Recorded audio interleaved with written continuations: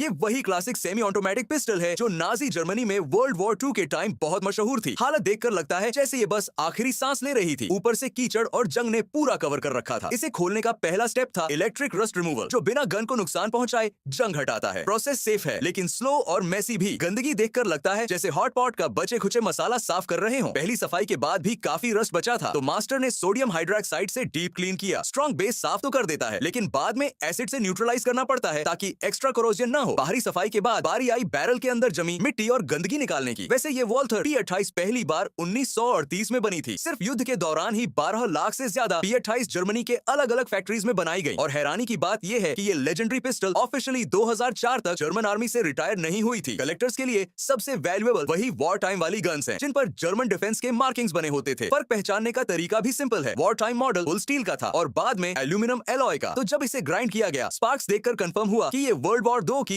Steel वाली P38 है। जब मैगजीन निकाली गई तो अंदर से बैरोड, गन पाउडर और कुछ बुलेट्स भी मिली। गोलियां डैमेज हो चुकी थी लेकिन बॉटम पर बने मार्किंग से मैन्युफैक्चरिंग ईयर पता चल गया। प्रॉब्लम ये थी कि मैगजीन रस्ट के बाद भी अलग नहीं हो रही थी, इसलिए उसका हिस्सा काटना पड़ा। काफी स्ट्रगल के बाद आखिरकार वो निकली। आगे स्लाइड और बैरल खोलने के लिए क्राफ्ट्समैन ने हीट और कोल्ड का ट्रिक यूज किया, जिससे फंसे हुए पार्ट्स थोड़ा लूज हो जाए। लेकिन पूरी तरह खोलने के लिए कुछ हेवी टूल्स भी चलाने पड़े। असल में P28 डिजाइन किया ही गया था P8 लूगर पिस्टल को रिप्लेस करने के लिए। लूगर P8 स्टाइलिश और आइकॉनिक तो थी लेकिन बहुत कॉम्प्लेक्स और महंगी थी। कॉस्ट कंपैरिजन देखो, एक P8 बनती थी $148 में, जबकि P28 सिर्फ $19 और 8-10 पैसे में तैयार हो जाती थी, यानी 7वें हिस्से से भी कम। यही रीजन था कि जर्मनी को वॉर टाइम प्रोडक्शन में ह्यूज एडवांटेज मिला। सिविलियन मार्केट में भी बाद में P28 बस $75 के करीब बिकती थी। फीचर्स में भी यह लूगर से प्रैक्टिकल थी, ज्यादा सेफ, ज्यादा इजी टू यूज और बनाने में भी सिंपल। शॉर्ट में कहें तो लूगर एक आर्ट पीस थी और P38 एक यूजेबल टूल। अब ट्रिगर सेक्शन भी निकाल दिया गया और डिसअसेंबली पूरा हो गया। नेक्स्ट स्टेप था वेल्डिंग और फिलिंग, लेकिन पूरा नया बनाने के लिए नहीं, बल्कि इतना कि गन वापस अपनी पहचान पा ले। स्ट्रक्चरल और असेंबली वाले हिस्सों पर फोकस किया गया ताकि शेप और स्ट्रेंथ वापस आ सके। कुछ पार्ट्स मिसिंग थे लेकिन क्राफ्ट्समैन के पास spare second hand parts ready थे। एग्जांपल, ट्रिगर गार्ड काट कर रेडी किया गया और फिर वेल्ड करके फिट कर दिया। इसके बाद तीनों main parts, frame, slide, barrel को जोड़कर एक साथ ग्राइंड और पॉलिश किया गया ताकि स्मूथ फिनिश मिले। छोटे छोटे पार्ट्स भी या तो ओरिजिनल रखे गए या स्पेयर से रिप्लेस हुए। सभी पार्ट्स रेडी होने के बाद उन्हें अल्कोहल से डिग्रीस और साफ किया गया। फिर फॉस्फेट ट्रीटमेंट किया गया जिससे मेटल सरफेस पर एक कोरोजन रेजिस्टेंट लेयर बन जाए। इसके बाद डिस्टिल्ड वाटर वॉश और फिर कोल्ड ब्लूइंग प्रोसेस, जिससे सरफेस पर काली प्रोटेक्टिव ऑक्साइड लेयर बनती है। ऊपर से एंटी रस्ट टॉनेल कोट और फिर ब्लैक पेंट ताकि लुक भी सही आए। अब आते हैं इस पिस्टल के सबसे कूल फीचर पर। ये दुनिया की शुरुआती मास प्रोड्यूस पिस्टल में से एक थी जिसने double action single action trigger mechanism दिया। मतलब पहला शॉट सीधे ट्रिगर दबाकर फायर हो जाता है, अलग से हैमर कॉक करने का झंझट नहीं। और उसके बाद हर बुलेट सिंगल एक्शन मोड में आती है जिससे स्पीड और एक्यूरेसी दोनों बढ़ जाते हैं।